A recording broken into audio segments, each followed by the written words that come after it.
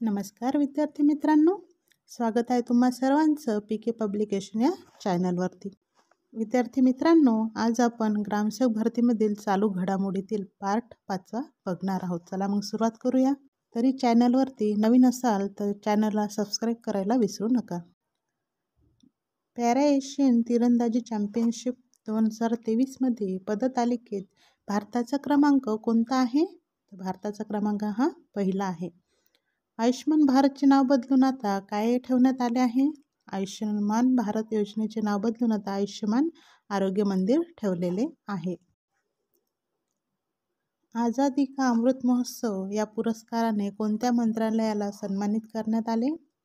आझादी का अमृत महोत्सव या पुरस्काराने भारतातील आणि परराष्ट्रातील परराष्ट्र मंत्रालयाला सन्मानित करण्यात आले.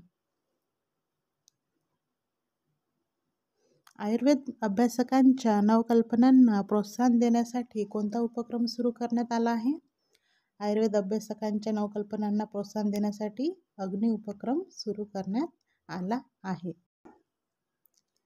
2024चे आंतरराष्ट्रीय साखर संघटनेचे अध्यक्षपद कोणत्या देशाकडे देण्यात आले? तर अध्यक्षपद हे भारत देशाकडे देण्यात आले. प्रश्न 6 16व्या जागतिक वुशू चॅम्पियनशिप स्पर्धेचे आयोजन कोठे करण्यात आले होते? स्पर्धेचे आयोजन हे अमेरिकेमध्ये करण्यात आले होते. जॅनिक सिनर यांना हरवून 7व्यांदा ATP फायनल्सचे विजेतेपद कोणी पटकावले आहे? ATP फायनल्सचे विजेतेपद हे नोव्हाक जोकोविच यांनी पटकावले आहे. अलीकडेच कोणत्या देशाने ब्रिक्स सदस्यत्वासाठी अर्ज केला आहे? ब्रिक्स सदस्यत्वासाठी अर्ज हा पाकिस्तान देशाने केला आहे. फ्रान्स देशाच्या पंतप्रधानपदी कोणाची निवड झाली? पंतप्रधानपदी ही गॅब्रियल अटल यांची निवड झाली. ते सर्वात तरुण पंतप्रधान बनलेले आहे फ्रान्स देशाचे. WHOच्या अहवालानुसार 2021-22 मध्ये गोवर मृत्यूच्या प्रमाणात किती टक्के वृद्धी नोंदवली आहे? तर मृत्यूच्या प्रमाणात 43% वृद्धी नोंदवली आहे. मित्रांनो, चॅनलवर नवीन असाल तर चॅनलला सबस्क्राईब करायला विसरू नका आणि शेअर पण करा. राष्ट्रीय दूध दिवस केव्हा साजरा केला जातो? राष्ट्रीय दूध दिवस हा 26 नोव्हेंबरला साजरा केला जातो. महाराष्ट्र राज्यात कोठे पहिल्या पर्यावरणीय शाश्वतता शिखर परिषदेचे आयोजन करण्यात आले? कुठे करण्यात आले? मुंबई येथे आयोजन करण्यात आले. महाराष्ट्र राज्यातील महानगरपालिकेच्या ई-गव्हर्नन्स निर्देशांकात कोणत्या महानगरपालिकेने प्रथम क्रमांक पटकावला? तर प्रथम क्रमांक हा पिंपरी चिंचवड या महानगरपालिकेने पटकावला. खालीलपैकी कोणत्या देशाने आइन्स्टाईन प्रोब या खगोलशास्त्रीय उपग्रहाचे प्रक्षेपण केले?